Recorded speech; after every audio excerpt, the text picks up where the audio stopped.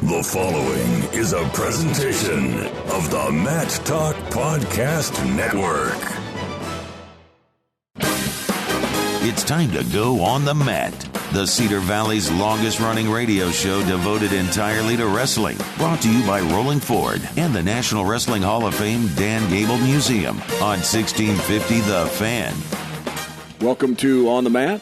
This is the monthly special edition Panther Wrestling Club / UNI Wrestling Edition. I am Jeff Bradley. I'm going to be your host for the next hour.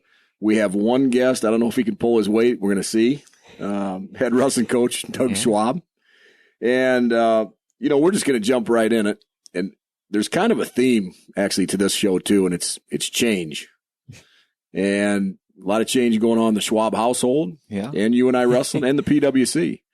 So we're going to start out right away. Congratulations on the birth of the twin girls. Yeah. We had, like I said, twins named Lennon and Jenna. Yep. Now, anybody that knows the Schwabs know his oldest son is named Hendrix. So I can only make the music connection that it was a John Lennon thing. If it's not, can you explain that for us? No, I just like the name. It kind of made sense. I mean, the Jenna is for one of my wife's best friends growing up, died of a brain tumor when she was 14. So always wanted to use her name somehow. And that's a good name. Jenna's a great name. So, and then, I don't know, we like Lennon, but yeah, I mean, you kind of have a Lennon and a Hendrix. So how you spelling Lennon? Like John Lennon? Yeah. Lennon? Yep. Yes? Yep, just like it. And then Hendrix, I hate to interrupt you, but this is one of the funniest things I've ever heard is somebody asked you one time, you were talking about your sons, and you said, my son Hendrix, and somebody goes, did you name him after Okie State, Johnny Hendrix? And you just start laughing. You go, no, I didn't. No, not Johnny Hendrix. No, not him at all. No, I mean, we like the names, but yeah, they got weighed in yesterday. They're both over 7 pounds. So have gained a few pounds since they got home. And, now they're doing well. Everyone's, I guess, getting adjusted to life with twins. My wife's doing a great job. A lot of sleepless nights, but, she's taking care of them. She takes care of them well, and she's doing well. And we've had a lot of people obviously reach out and really help and support our family, bringing over meals, all kinds of things for the girls, so wanted to say how much we appreciate, everything that people have done for us. It's pretty incredible. Obviously our community is something special, and we, we're really grateful for anybody that's reached out to us or brought something for us and our family. I've been really well fed the last month, so it's been good. A lot of casseroles and there's been a lot of good stuff. I mean, a lot of good stuff. We got one of them, actually the Schwarms sent us a meal, and it was all in like, there's some service in the packaging. Oh, okay. It was the best pot roast I've ever had in my life. It was unreal.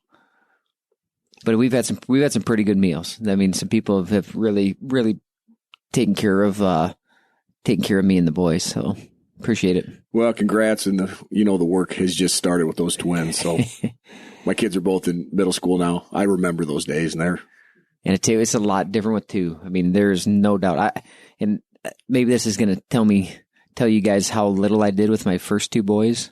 But I know that I've changed more diapers and held more babies and fed more in the last 5 weeks than I did with the two other boys combined. So, well, speaking of diapers, and I don't know if you've seen these yet. Target carries these, but I ran out to the store to get them for you. They're Boston Red Sox diapers. And I can only guess the emblem's probably on the backside where they're, the little baby's pooping. But, that's a little shot. We need a Yankees one then. Because I'm an Orioles fan. No, I'm an Orioles fan. But I went to get them for you. I was going to surprise you, and I couldn't find them. And then, order them, get them 2 weeks later. No fun. But no, you got your work cut out for you. Hey, let's switch gears here and let's talk a little wrestling. PWC upcoming events. And I'm not so sure if you have all the dates, in the back of your head, but boy, there's some big things coming up in just another month and a half when you're talking the golf and the shoot and those things. Yep, our golf outing. I don't want to quote me on the date. I believe it's late August. Yeah, it's I don't know, I'll have to look it up. Yeah. My bad, but you can go on the PWC website, pantherwrestlingclub.org, and find it. But always a great event. Usually sells out for us. Big fundraiser, just great day to celebrate. Panther Wrestling Club and what's been going on. Obviously trying to bring some guys in and it's a lot different world right now within clubs and RTCs. And I mean, there's just more money and funds getting put into it. And guys are getting, when guys graduate, they're getting recruited again. I mean, it was like a whole nother recruitment process. So, trying to bring some guys in and working at it. But right now, we got Laser in our club, and he went up to the last chance qualifier, wrestled Ness in the finals, actually wrestled well, ended up getting beat, but, Ness was the number 1 seed going into the U.S. Open. He just didn't have very good U.S. Open. And then he lost to 2 other guys that placed at the Open, was right there in those matches. I feel like he's definitely made some progress. He's starting to figure out how to wrestle, his style in freestyle, right? And still be able to take some risk. And actually, the one time Ness took him down, he leg passed him, ended up on top, and then turned him, because on top's one of his best positions. So he's getting creative again, and I think really enjoying wrestling, I think that's really important. Obviously, you want to be on the world team and do those things, but I'm seeing progress, and he's seeing progress, and sometimes you have to look at a bigger picture too, and that if you're looking at a whole cycle of 4 years, I might not be where I want to be in the first year of the cycle, but I got to keep working and shoring up some of those, I guess, deficiencies, and he's definitely doing that. So I'm excited where he's at. And we said we want to add some other pieces to that, and we're working on that. Well, I'll go back to Joey. I watch his training, and I saw him compete a few times. I don't know if it's that February, March time frame. And I scratched my head a little bit watching him compete a little bit and training. He either turned it on or did turn it around, or he addressed some needs, maybe some diet, some sleep, something. Yeah. But I thought he competed good at the Open and had Ness all over the ropes up there in Rochester. Yeah. You figure out, we found out why the guy was getting real tired. You're watching him. Why is he getting exhausted so quick? He's anemic, so just he got some iron, and which makes a difference, because the oxygen didn't get into the muscles the same. And so he's definitely looked better. And I think the more that he gets comfortable, being able to wrestle his style within freestyle, it's going to be better for him. There's a lot of change, and you talk about change. There's a lot of change potentially coming up for the freestyle game. They're talking about going to 2-hour weigh-ins, multi-day events, going to 10 weight classes, 5 kilos in between. So there's a lot of potential change out there. I think the more weight classes, the better. Obviously, we'd like to have that on the Olympic level, but I don't know if you saw that they cut 56 spots. So every weight class will just have 16. They used to have maybe 20 to 21, but so opportunities are getting tougher and tougher. So is there ever, you talk about cutting the weights at the Olympic level, and they just tried to extinguish the whole thing, 4 years ago. Is there any thoughts in, okay, well, let's do one of two things maybe. Let's petition them to go Winter Olympics, where I think it'd be, what a great fit that would be. It's an indoor event. I think tons of people would tune in to watch it. Or number two, go, okay, and I hate this one, but okay, you win. We'll just go another world championship during the Olympic year. You can't ever get rid of the Olympics. So, I mean, they did world championships, last year, because Stieber won that weight class. Right. So the in-between weight classes that don't have Olympic weights actually had a world championships. You don't ever want to lose that Olympic spot. And I think that's where we put ourselves in that position where, well, we got 6 weight classes. Oh, well, we just lost 56 more spots, but, well, it's better than not having it or not having the opportunity. And we kind of keep shooting ourselves in the foot, just with, some of the what's out there and what you see. If you watch the Olympics and you saw the officials and kind of the controversy that happened, you could see some of the corruption right in front of you, happening. And it's happening in other sports too. I just happen to be around it and notice it a lot more in wrestling because I watch it at that level. I think it's everywhere. Just, they cut spots so they could have 3-on-3 basketball. So, what it tells me is I'm way more concerned about people going to come in and view, and whoever can't make the NBA guys that can't make that other team, they're going to go to the 3-on-3, and then they got viewers and they got sponsors. And the Olympics, unfortunately, it's about money. 100%. Now it's not about what to me, what it is supposed to be about, the games itself and in striving for something that's you've worked your whole life for. I mean, it's for some of those sports, it's not the pinnacle of their game. I mean, those NBA guys, what would they rather win? They'd rather win an NBA championship than a gold medal. And like soccer World Cup. I mean, there's a lot of things like that. Baseball when they had it, and maybe they're bringing it back. Yeah. Who knows? World Series, obviously. Yeah. But it's the world's oldest sport, number one. And it's been in the Olympic Games since the inception of the Olympic Games. And you're thinking about drawing some weights out, or you're going to you made up a sport. You made up 3-on-3 basketball. I don't know, is that sanctioned anywhere in the world? I've never heard of that. I have no idea. They don't, I mean, it's pretty obvious that that's not their concern, you know, and if you want some of those other countries that don't maybe have opportunities, I mean, we're represented very well across the board, just the number of countries that have wrestling, you know, and there's some countries that do well in wrestling that don't do well in any other sport, you know, so if you really want to make it a global thing, to be cutting spots for that sport, like you said, one of the world's oldest and greatest sport, and been this into the inception, I think just kind of tells you what direction, unfortunately, they're moving. So we just had World Team Trials about a week and a half ago. We didn't have anybody compete on the senior level. On the junior level, we had a couple. Well, you know, I mean, Blaze and Joe. Yes, you know, obviously past Panthers both wrestled and competed. You know, didn't make the team. I think Joe was 2-2 or maybe 3-2. Blaze was, I think, 1-2. Yeah. But you know, you always keep an eye on those guys. I mean, they're guys. They're not with the program, but I mean, you still care and you want to see them do well. You know, no matter where they go. So just, you know, make sure those. I know from a fan perspective, I know from my perspective, I'm still watching, and there's some things that I'd certainly like to help them with right now, but, you know, hopefully they'll just get back to work and keep getting better. You're listening to On the Mat with Jeff Bradley and head coach Doug Schwab. We'll get back to the senior level. I want to talk about Carter Isley, was trying to make a world team. Yep. Got to the finals of the challenge tournament, actually knocked off, from my memory, 2 pretty good kids. Yep. And then got beat in the final of the challenge tournament. So talk about Carter's weekend out there. And then the first kid that he beat him the last time they wrestled at Fargo last year. I think for 3rd and 4th, that Mets kid had beat him. And really he controlled the match. So hard to score on. I mean, I don't know if you saw, guys got to his legs a few times and it was just like, nah, I'm taking my leg back. You know, for him, you know, just really truly believing how big and strong he is. I know he can high crotch and he can spike anybody. You know, I don't care what weight class they're at.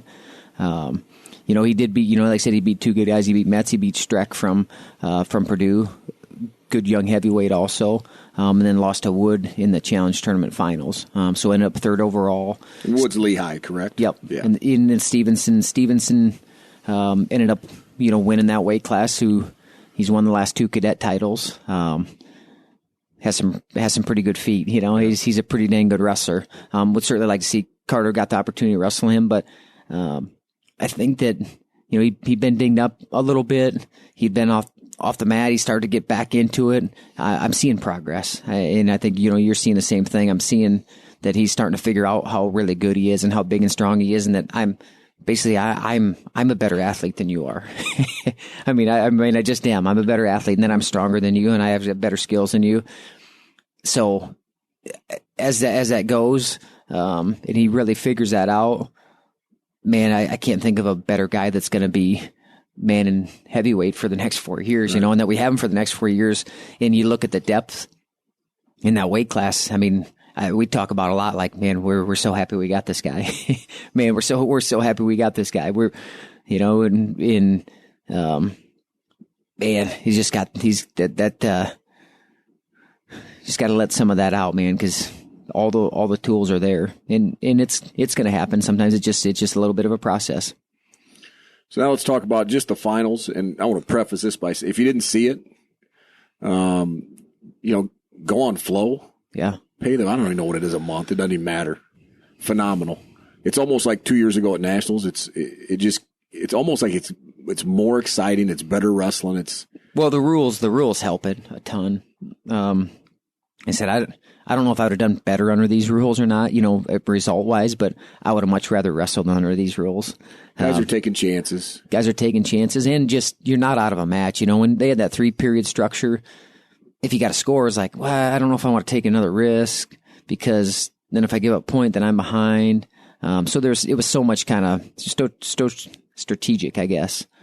And it wasn't just wide open. And now I feel like it's wide open. And I've been to, I think, the last 17, you know, either world or Olympic trials. Yeah. And that was the best set of finals that I've seen. I mean, just usually it's kind of boring or it's very one-sided, but man, even some of the matches that, you know, even the first Stieber and Maple match, you know, that was a great match. I mean, that was a great match. You know, he put him to the wall, you know, and you know, I thought that across the board it was great wrestling. It was fun to watch. The crowd was good. The arena was good. You know, they got video, and if you haven't been there, I guess they sell out every single Nebraska volleyball game. Yeah. You know, and it was a great arena. They had video boards all over the place. They're replaying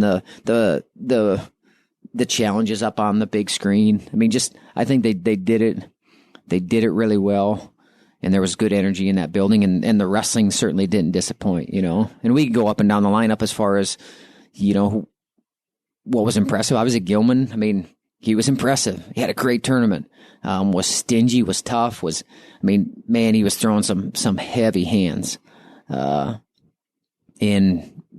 he had a great day. You know, you got to give him credit. I mean, that's all you can do is you just got to tip your cap, man. That he went through that challenge tournament, and then the guy sitting usually has a pretty good advantage. You know, I've been there too, and it's definitely an advantage. You know, and he was able to overturn that. You know, Rutherford was able to overturn that. Yep.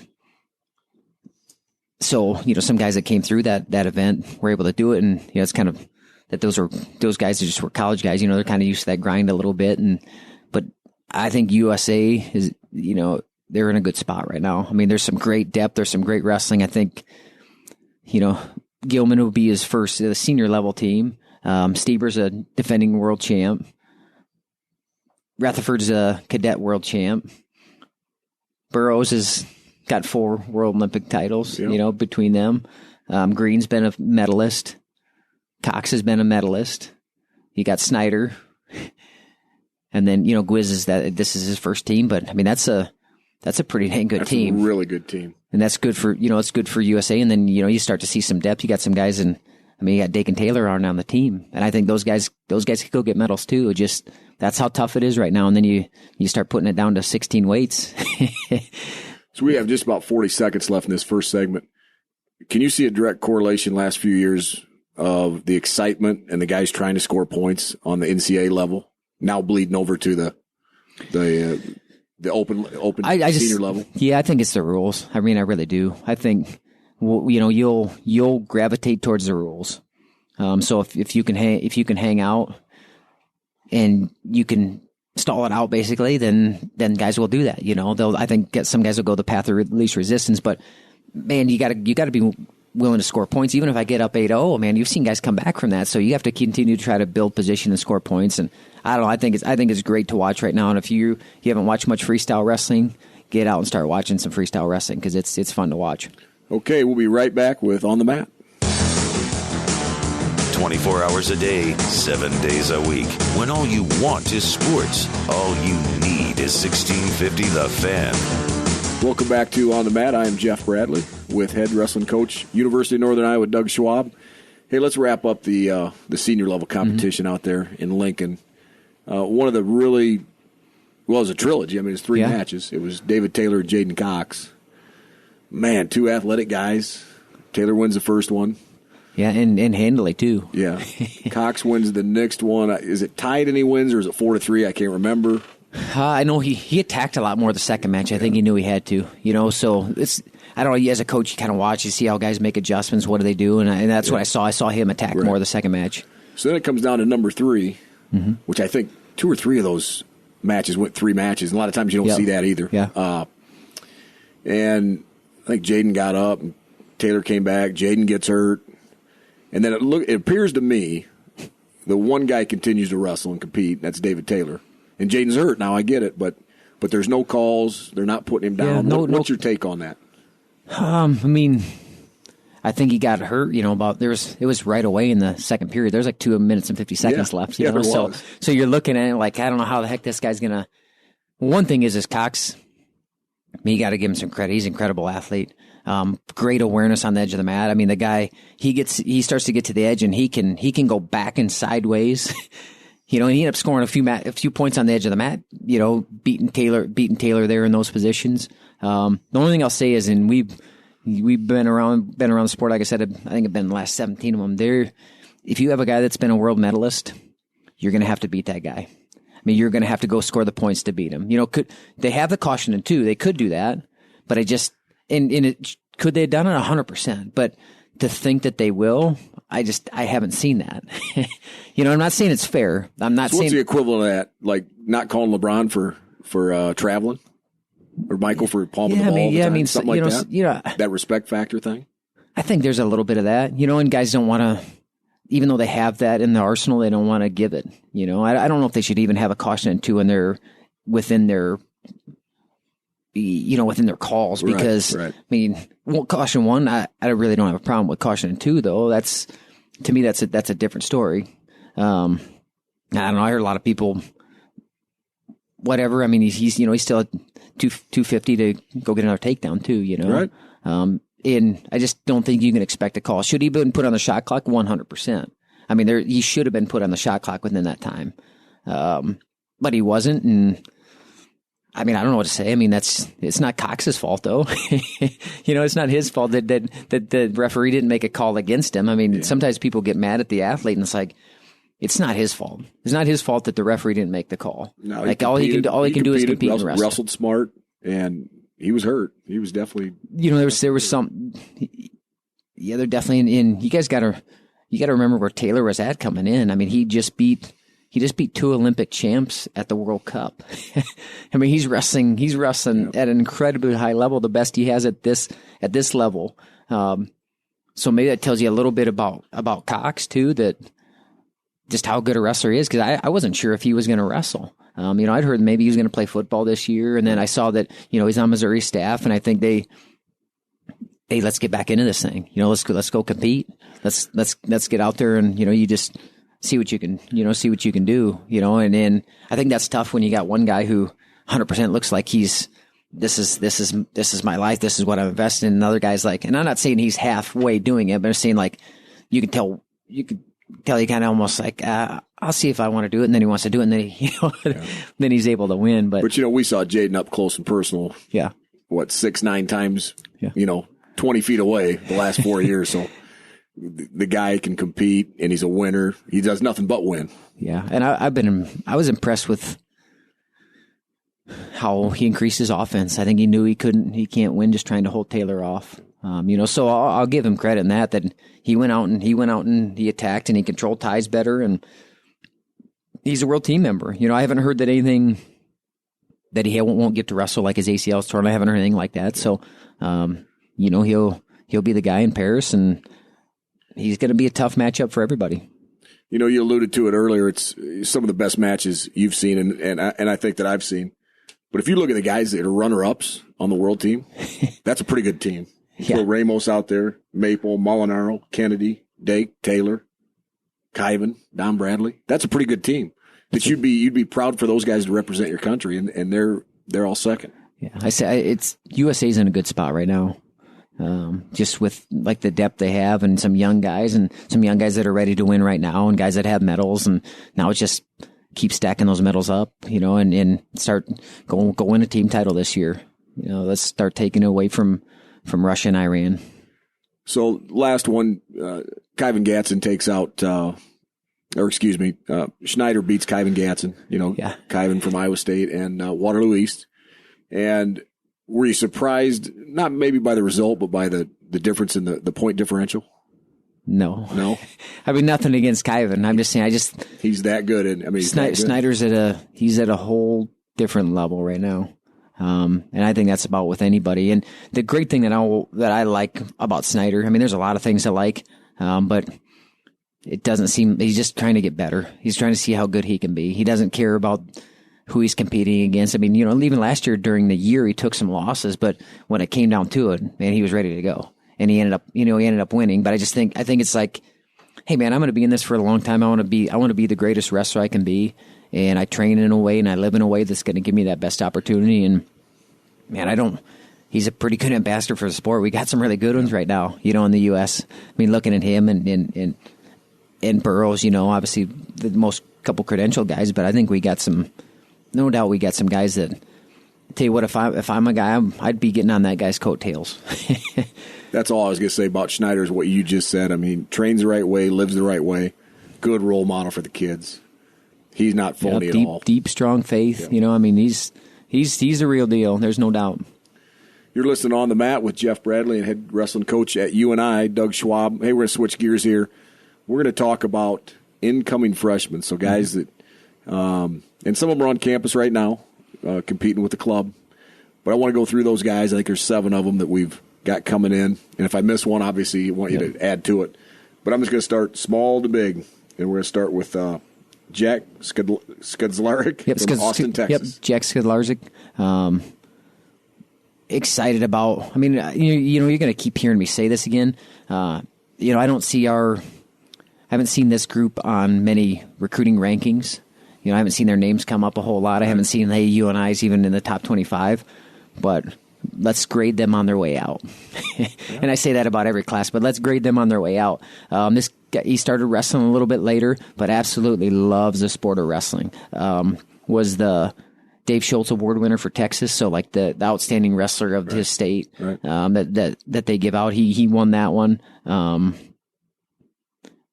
And I don't know, I like how much he loves the sport, how he trains, and we want to talk about training and living right. This guy doesn't.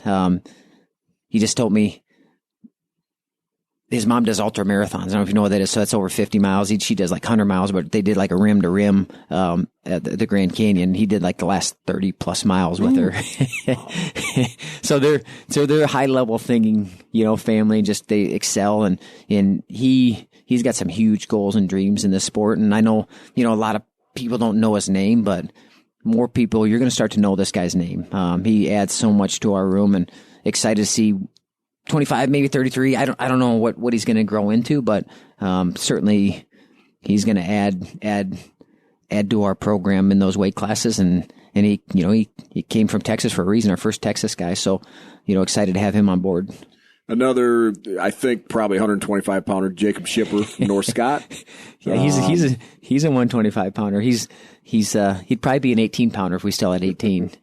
He's little guy, got made it to the finals this year at 13, but just wanted to come to school here. Excited to be at UNI, and you have to have guys that add to your program. We got 35 guys on our roster, and every guy adds value. But they also, it's important that they add to our culture. And they're the right kind of fit. And that kid, he's the right kind of fit. Drew Kelly was his coach the last few years, UNI guy, and just, man, this kid's a great kid. He wants to train. He wants to work. He fits in with the team well. And who knows where a guy's going to end up? You know what I mean? I mean, once you get in that room and you start working and getting better. I mean, you don't know where a guy's going to end up, but he's certainly excited about him. I mean, and like I said, I say excited a lot because I am excited a lot. But excited what he's going to bring, obviously, to the program. You see these guys and they come in, and most guys get their tails kicked right now, but what I've seen is that none really faze them. I'm just going to keep coming back. I'm going to keep coming back. I'm going to keep coming back. And I think when guys have that long range and that long range vision and not just the day, like, they're able to do that. And I think he's got some long range vision. So excited about him. Moving up to 133, 141-ish, depends on how it plays out in the next few years. You got Keaton, Gertz, New Hampton, and you've got Tristan, Lara from Fort Dodge. Yeah, I think, both those guys, they competed against each other this year. They split matches. Both guys, they were their only losses this year. Yeah. Those guys, they both wrestle hard, and they're fun to watch. In a little bit, they both have some different skill sets, what they do. We're going to might have to cut something off their body for them to be 33 pounders. But I see maybe 41/49. we just want guys to continue to get better. I mean, that's the big thing. Gertz being close to us, you've been able to be around, very, very explosive, good wrestler. Tweaked his knee a little bit. They thought his ACL was torn. Ended up not only being, a little partial tear. So he's been able to take some time, and now it's healed. He didn't have to go through that full 6-month thing, which has been really, really good, obviously, for him and for us, because, you don't want a guy have to go underneath a knife. But he's been back on the mat and looking good. Very, like I said, very explosive, man. Can score points in a lot of ways. Going to be a hammer on top. Lara score from a lot of different points too. I think the big thing is him believing in his offense. I watched him up in, where did he wrestle at? Right, Rochester. Yep, Rochester. Just got to believe in that offense more. That's all. That's what it comes down to. And you're gonna kind of see that across the board with a lot of guys. It is just confidence and belief. And sometimes guys come to the next level and like, I'm not sure if I can handle this level. I don't know. I'm not sure. I kind of got to pay my dues. And man, those guys. They're good enough to make an impact right now. I think so. So it's good for us. And like I said, they're maybe not.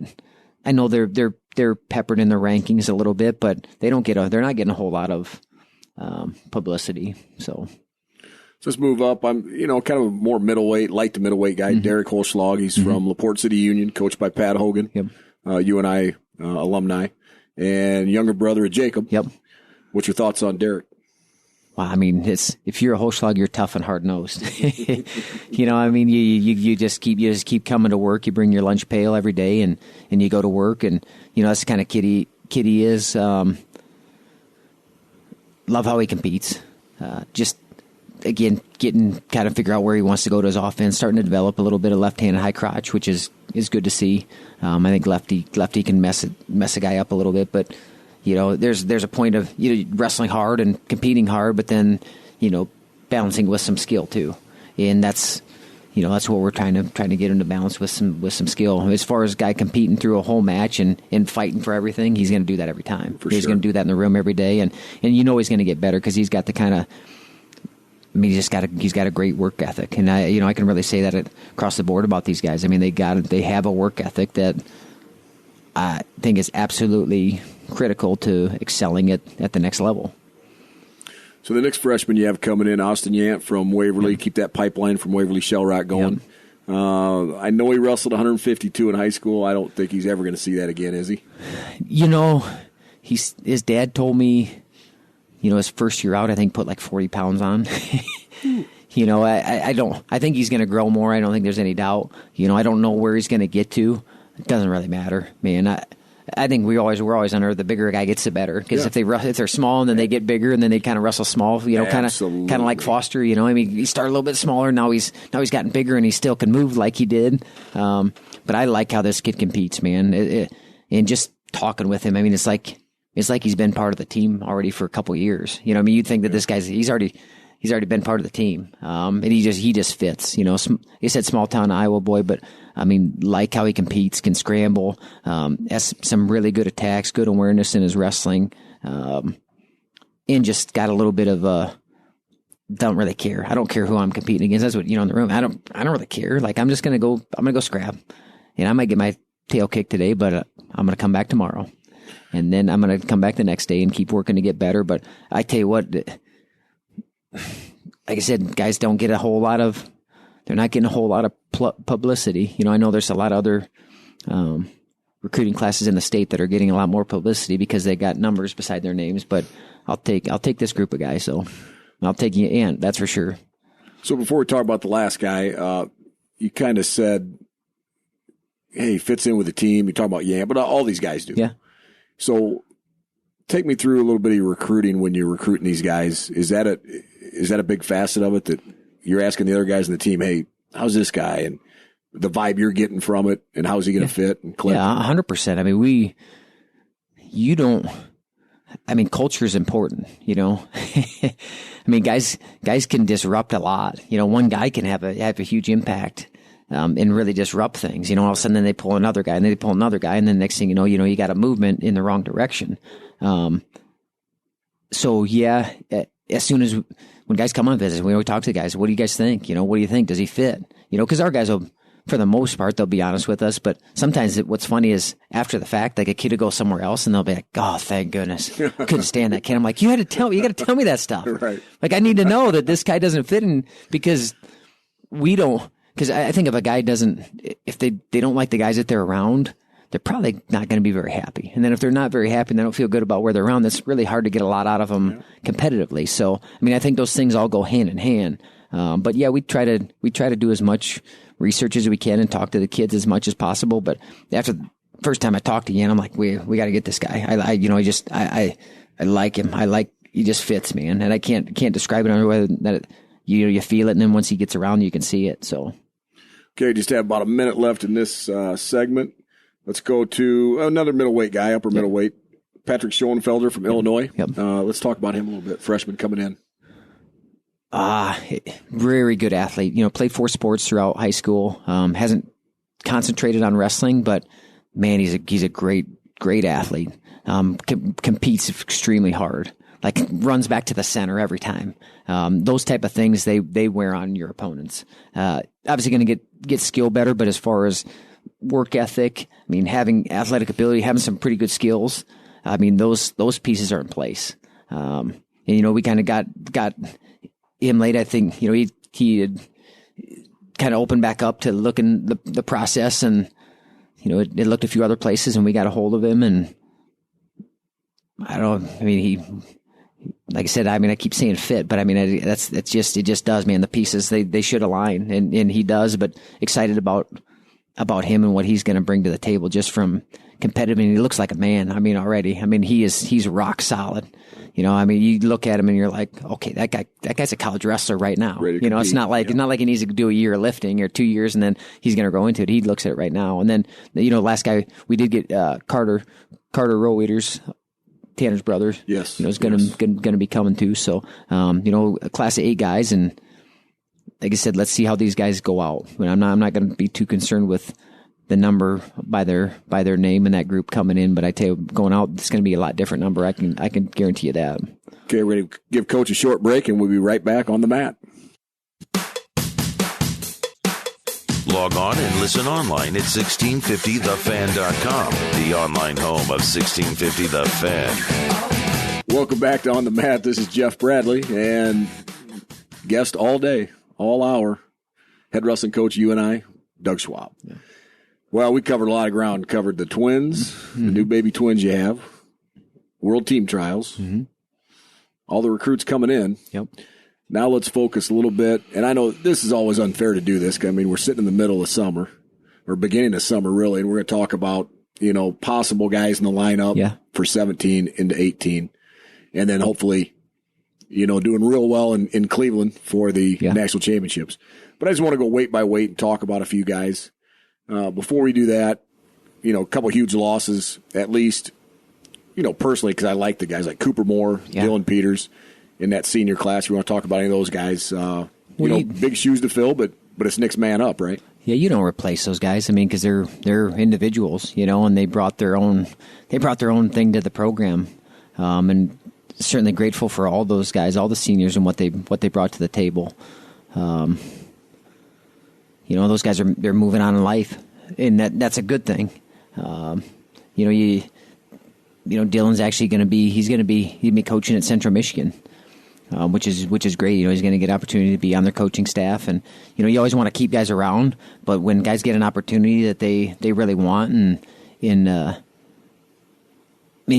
can't ever try to hold a guy back. That's what I want. I want to help guys put guys in a better spot, and that they really want to that they want to go somewhere else. Guys can always come back too. And I told him, man, when we compete, I'm going to want to kick your tail, and then as soon as we're done, and then then we move on from there. But well, that's kind of funny because I look at it, and I'm a little selfish too. So I'm like, well, I don't want Dylan to go. No, but the other flip side of that is that's a good opportunity for him, and really developmentally, it's a great move for him. Yeah, no, it is, and you get to be around another system. There's some. If you're going to be a lifelong learner, it's good to get around some other thing. Like I said, I didn't want him to leave. I tried to keep him, but when you can be in the corner, there's some things that we don't have here. I love where our staff's at and the group of guys that we have with Randy, Lee, and B-Rob. So,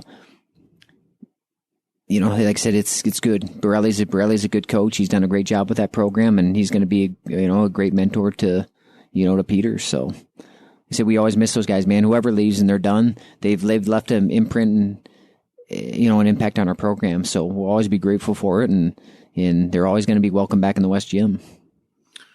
Well, let's start out with the outlook. Let's go 125, and of course we've talked about a lot of change here. I don't know. Obviously, there's going to be a change because Dylan's represented us for the last 4 years, and there could be some guys moving some weights. We don't know yet.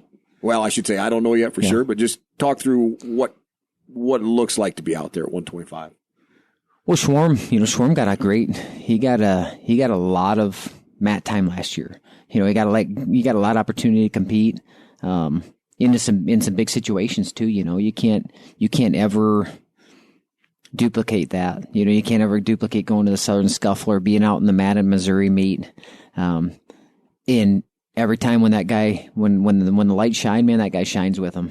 He shines bright when competition rolls around. He's doing a great job this summer, lifting, getting bigger and stronger, which I feel like he needed to just, bottom's going to be a big thing for him. He's a hammer on top, comes out and gets score early.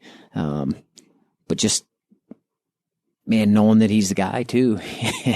And I'm not saying there's not some other guys there, but I mean, if I'm Schwarm, I'm like, I'm the guy. Right. That's my spot. And I'm going to make an impact.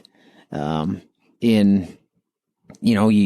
a couple freshmen, maybe, Yates, 25, 33, maybe 33, maybe moving up to 41. So there's some moving pieces. There's some things, like I said, we're in the middle of summer, so nothing's 100%.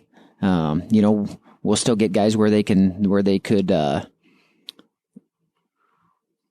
always descend down, you can get them within, so they can do those things. But man, Schwarm's definitely plans on being the guy, as should anybody else that's going to be there too, But I think certainly front runner, 33, Yates, Elber, or moving a guy up. There's potential there. 41, you got Hodges, Kothi getting back healthy. He's cleared. We're kind of going slow though, working him back into it, just getting his game so much timing too, so it takes him a little bit more maybe than some of the other guys. Some other guys need a little bit more timing. Some guys are a little bit more grinder, but he's more of a timing guy, so it's going to take him a little bit. But but it's not only that, but he's been hurt almost back to back. Yeah, I know.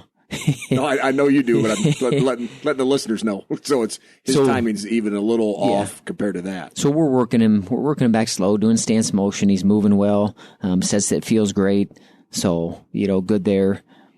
49. Well, let me interrupt real quick. Yeah. So before we get to 49, and you should have brought this up earlier, but another part of the change is change conference. Yeah. So I know it's out there now, but I think people are still a little, they're psyched up about it. They're excited. They're not 100% sure if it's legit. It is. Yeah, it's UNI will be in the Big 12 with Oklahoma State, Oklahoma, Iowa State, Wyoming Air Force, North Dakota State, South Dakota State, Utah Valley, Northern Colorado, newcomer Fresno State, and West Virginia. Yep. So there'd be actual Big 12. There'll be 12 teams. Yeah, it's happening. There won't be official announcement. Will be July 1st from the Big 12 conference. But we talked with the Big 12. They're like, yeah, it's happening. So get it out there. So before we get into the 149 and the weights for next year, how did that kind of come about? What was the timing on it? I know you and I had a lot of interest 4 or 5 years ago about joining. Well, they needed to find some more people to come in, a couple years ago, because they were at 5, then they dropped to 4. So then they don't have an automatic qualifier. Right. And then it's kind of, I don't want to say it's a joke, but it's a joke a little bit, that the conference, and to me, the conference is having the most success is the Big Ten. And, you go through a heck of a tournament. It's like a mini nationals going to the Big Ten. And, I talk to some coaches over at the trials, and they're like, yeah, then you guys get beat up and this and that. I'm like, what doesn't hurt the Big Ten ever? Like, so don't even, like, we got just as much chance to get hurt and all this stuff. I said, we got to be sharpened and be able to wrestle in big situations. You know, and there were some teams that didn't want us in there. There's some teams that did. You know, and go back to 5 years ago when we made the move to go to the MAC, we tried to get in the Big 12 first. You know, and I still got an email, don't worry. But we didn't add a whole lot of value to, you know, what are we going to bring to the table? And what kind of qualifiers are we going to bring? And you know, and hopefully that's hopefully a testament that we've improved the program, or, you know, we're getting guys that are being on the stand, or we're getting guys in the national tournament more, whatever it is. But they wanted us in there, and, you know, talking with David after the season and Justin, and really writing down the pros and cons, it just seemed like the best move, you know, the best move moving forward for the program. Not in just a vacuum of 1 year, but, you know, you want to look at, how about 20 years from now? You know, the Big 12 is going to be a stable place. And if you talk to a regular person, you know, wrestling people know that, well, maybe I think the Big 12 had one more All-American than the MAC did last year. But if you talk to someone that maybe doesn't know, they're like, well, that's a huge move. It's the Big 12. It's a huge move. It's a Big 12. It's cachet, yeah. And I think that's a good thing. But for me, being more prepared for the national tournament is what I try to look at. And you try to elevate the program. We have to elevate the program. There's certain things that have to happen if we're gonna look at our peers being Oklahoma State, Oklahoma, Iowa State, West Virginia, South Dakota State, North Dakota State, all those teams that are fully funded and those things. We're going to have to raise our level with those guys. So I think that's a great thing. And that's what, you know, talking to Dave and Justin, it's the way to go, man. Let's do it. You know, and I'm excited about it too. Having an in-state rival is huge. No, it's a good move. I don't see one negative to go into the Big 12. It's a great move. It's a great move for the Big 12, actually. And really enjoyed the MAC too. I mean, I think it was a really smart move for us when we did that. You know, created some rivalries, especially with Missouri. Great team. But I just think looking at overall, you know, Iowa State and Oklahoma, they're not going to be where they're at this year. Not for very long. You know, I mean, neither of those guys had an All-American. That's almost an anomaly. You know, it's just not, that's not going to happen. So I just look at it like we can win a Big 12 title. We can certainly win a national title then, because you're going to be in the mix of those teams, and going through the Big 12 tournament in that Big 12 schedule. I think it helps us. You know, it helps us on so many levels, and people know about Big 12. They know the name. I mean, they really do. And it'll be a welcome change. You know, I'll go into the scheduling a little bit. We don't have a full Big 12 schedule this year. Things got late. Obviously, you know, we decided late and got in late. I know we'll have at least four Big 12. We'll go down to Oklahoma State this year. So looking forward to that. We'll go to South Dakota State. And right now we'll have NDSU and Iowa State at home. So that's right now the only Big 12s that we have scheduled. I don't think we're going to get any more, but, you know, we'll make do with it this year, and then we'll get on a full slate next year. And then the conference makes the schedule for you, more or less. Yeah, that's what they're going to start doing. They haven't done that before. Okay. They kind of, hey, you need to get 6 duels and try to figure it out kind of amongst yourselves. But I think they're going to start taking it over. So. And they still have the freedom to keep one open for University of Iowa. There's always one open. We actually got 4. We got 4 dates still wide open. So we would give them any one of them. Okay, you're listening to Jeff Bradley and head coach Doug Schwab on the mat. Hey, let's talk. Boy, we're running out of time. About 4 minutes left here, but obviously 149 clear front runners going to be Max Thompson. Yeah, I mean, 5th as a freshman. He just went out to University Nationals and he actually placed 5th out there. He got to wrestle Sorensen in the semis, and just real tight match. Almost like both guys didn't want to take any risk, you know. And then Sorensen's a great competitor, you know. Give him credit. Was able to score a takedown, and actually probably was more offensive than Max, you know, throughout that match. But when competed, placed out there, and just can continue to get better. You know, you saw that growth throughout the season. You're going to see that growth continue to happen. 57. Peyton Moore's had a great summer, but then you got some guys like Dan Kelly who wants to be the guy. You got some guys like Isaiah Patton's like, hey, He wants to be the guy. I want to be the guy. Yeah. So those type of things are great for the program. And I'm leaving some names out. I don't mean to leave names out. Because you got a guy like 49 Hunter Washburn who does a great job. He comes in, he freaking works his tail off every day. He's getting better. But you got a guy like Max in front of him. 57, there's going to be a battle. Like I said, there's guys, but I like what I see. I got 3 guys they're all pushing each other. They're all working like, I want to be the guy here. And I'll cut you off for a second here again. Are you satisfied now with your depth after, I don't know how many years? It was pretty good last year. It's going to be pretty good this year. Those first year, 1, 2, 3 years, man, if your varsity guy went down, you were scrambling. You never have enough, though. I mean, just you can never have too much quality depth. You can never have too. And some guys are like, well, you bring a guy on top of a guy on top of a guy, but man, injuries. You look at Peters last year. I mean, so you always gotta have a guy that's ready to step up, and we try to make sure our guys are prepared and ready if they do get that opportunity. 65, Steyert's been there. Got a guy like Beck who's done a real good job. He trains and his tail off. But obviously Steyert is looking at it on paper. He's a front runner. Lujan right now, mending up from surgery, but now you got Foster back, 84. 84, we got some guys between 84 and 97, between Hogg, Hoffman. Yeah. Isaac Schiedenhelm, so a couple of those guys maybe could be 84, 97, they'll be able to transition, but we got some incredible depth up top, and there's not many teams that could say we got 3 really good quality 97, 84 pounders, and we can do that. Foster's making a huge jump right now. Excited about him. Those 97 pounders, I mean, Hogg went out and placed out at universities, doing a good job.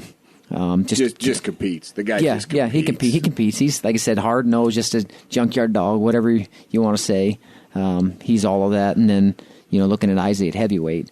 So if I started looking at that team and I'm jotting it down on paper and I'm a fan, I'd be getting my tickets. I'd be getting my tickets now. Well, even though they're not on sale, but I just. And what you're saying is season tickets, but also national tickets. National tickets, yes. And where's Big 12's at? They'll be at Tulsa. Okay. They have I think they have maybe 2 or 3 more years at a venue down there. I've heard it's a great venue. They do some things to give back to the teams too, and obviously you're in Oklahoma. You're a couple hours from Stillwater, so there's a pretty good crowd. Obviously it's pro Okie State, but you know what? That's okay. All right, Coach, that's going to do it for On the Mat today. I just want to thank everybody for listening and supporting the world's greatest sport, amateur wrestling. Good night.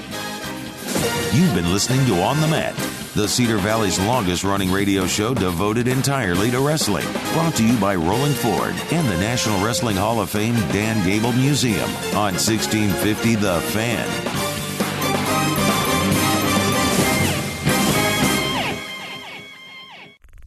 This show is part of the Mat Talk Podcast Network. For more wrestling podcasts, head over to MatTalkOnline.com.